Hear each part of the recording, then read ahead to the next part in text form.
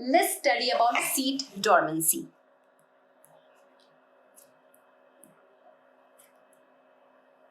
Seed dormancy.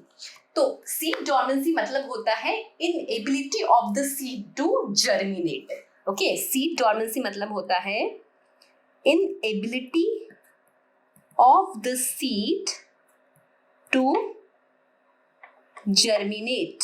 ठीक है, inability of the seed to germinate is known as seed dormancy.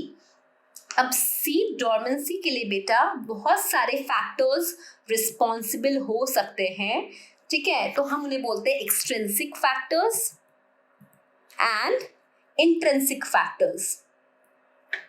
Extrinsic factors and intrinsic factors.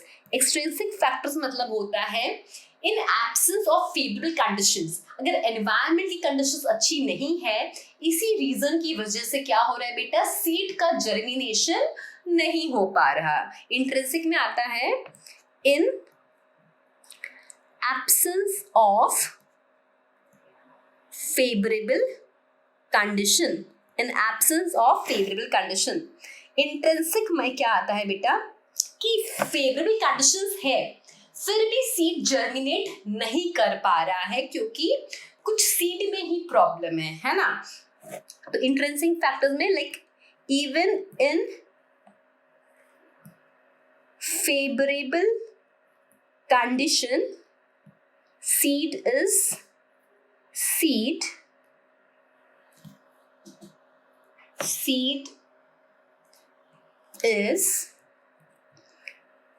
unable to germinate. है ना, favourable condition में seed germinate नहीं हो रहा. क्या क्या वजह हो सकती है?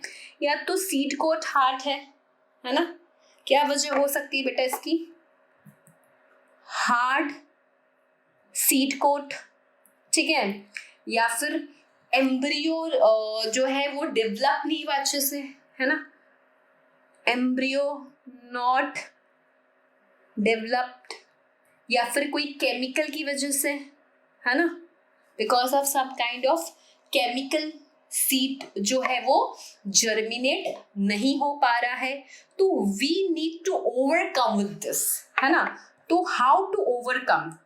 अब ओवरकम कैसे करें सीड डॉर्मेंसी को? How to overcome seed dormancy? तो या तो मैन मेड चीजें यूज करें हम लोग. मैन मेड जैसे कि हम नाइफ, है ना, नाइफ, तो नाइफ यूज करें, या फिर सैंड पेपर से रब करें सीड को हम सैंड पेपर से रब करें, या फिर विगरस शेकिंग करें.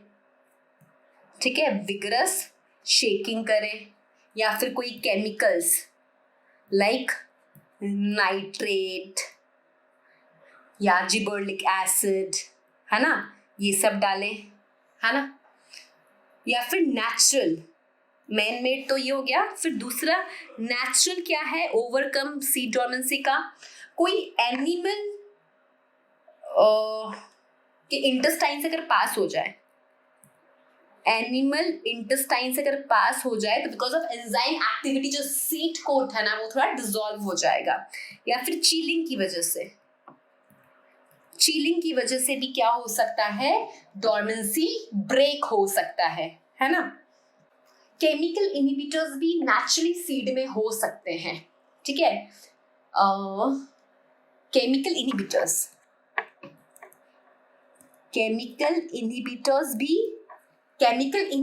भी क्या हो सकते हैं बेटा, सीड में हो सकते हैं. कौन हो सकते हैं?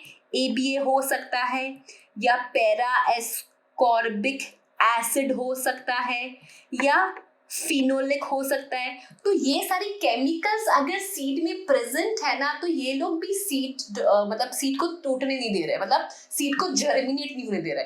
अगर एब्सिसिक एसिड है, हमने देखा ना एब्सिसिक एसिड के रोल में दैट वो रोकता है सीड को जर्मिनेट होने से, है ना.